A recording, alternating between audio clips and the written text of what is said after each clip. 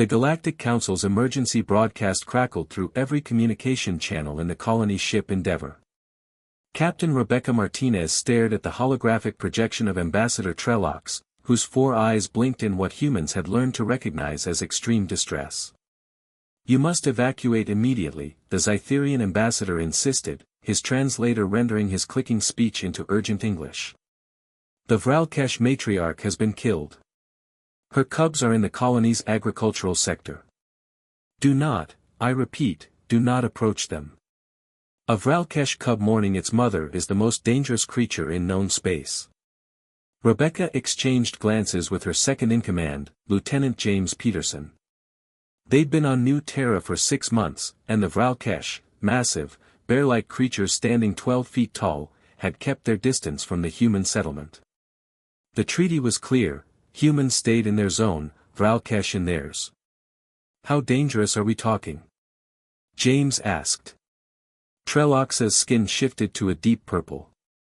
"In the last 3 centuries, Vralkesh cubs have killed over 400 beings from 17 species who made the mistake of approaching them in their grief. They cannot be reasoned with. They cannot be sedated. They will attack anything that moves. Please, evacuate to orbit and let us handle this." Rebecca thought of the families in the agricultural dome. The Johnsons, with their 3-year-old twins. Old Mr. Williams, who could barely walk after the knee surgery. Emily Rodriguez, 7 months pregnant. "How long to evacuate?" she asked. "Minimum 4 hours with your current shuttle capacity." "And how long before the cubs reach the residential areas?" Trellocs hesitated. "Tracking suggests 90 minutes. Rebecca made her decision. "We're not abandoning our people. James, get Dr. Sarah Mitchell and her xenobiology team. If anyone can figure this out, it's them." "Captain, this is suicide." Trellocs protested. "Humans don't understand." "With respect, Ambassador, we understand grief perfectly well." Dr. Mitchell arrived at the agricultural dome with her team, young Tommy Chen, a botanist despite his medical degree, and the brilliant Dr. Rachel Cohen, whose work on cross-species emotional response had won awards back on Earth. Through the reinforced glass, they could see them, 3 Vralkesh cubs, each the size of a full-grown grizzly bear, huddled around their mother's body. Their keening wails resonated through the dome, a sound that seemed to bypass the ears and go straight to the soul. "They're babies," Rachel whispered. "Look at them. They're terrified." "Babies that could tear us apart," Tommy reminded her, but his voice was soft, sympathetic. Sarah studied the creatures through her binoculars.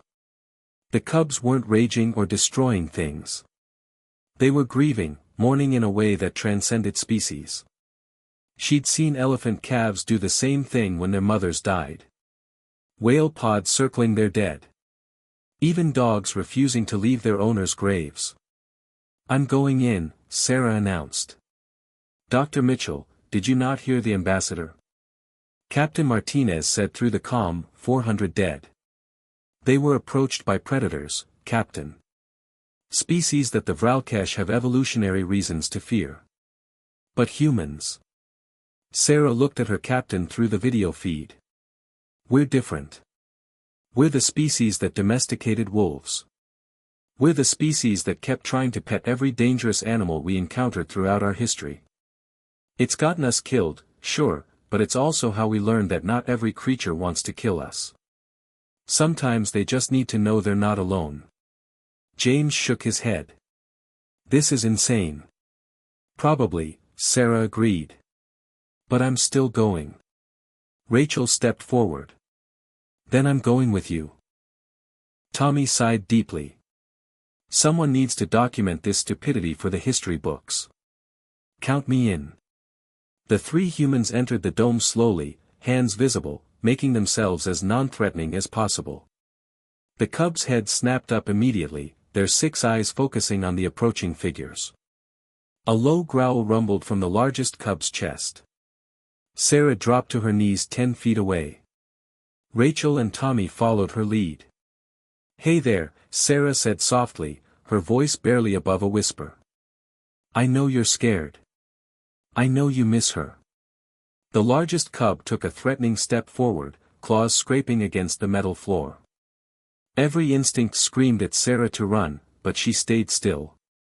We lost our mothers too, she continued, tears surprising her as they rolled down her cheeks.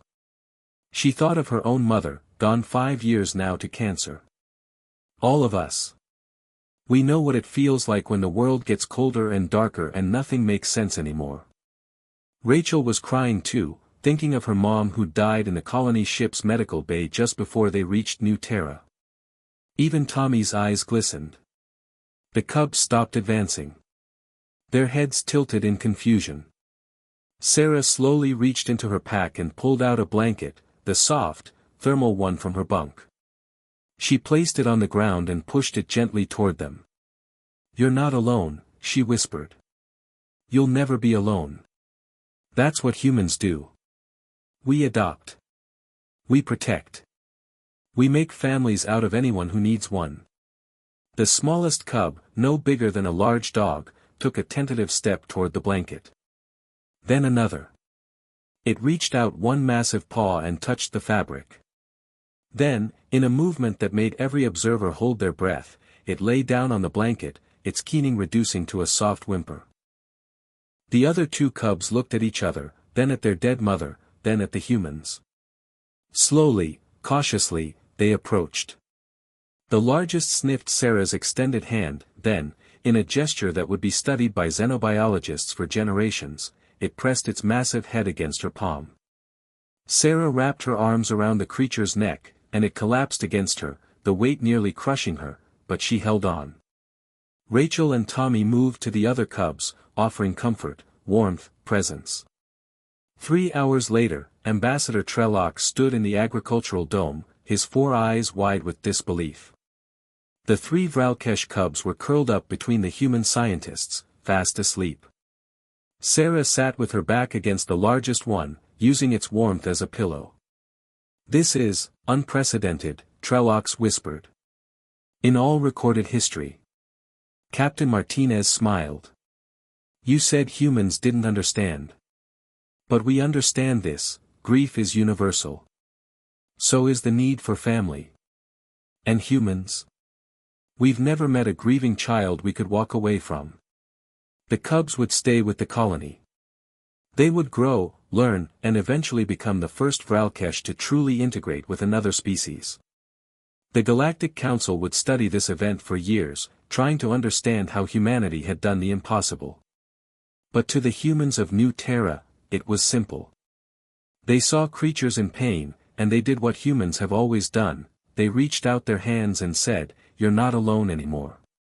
Sometimes, that's all anyone needs to hear.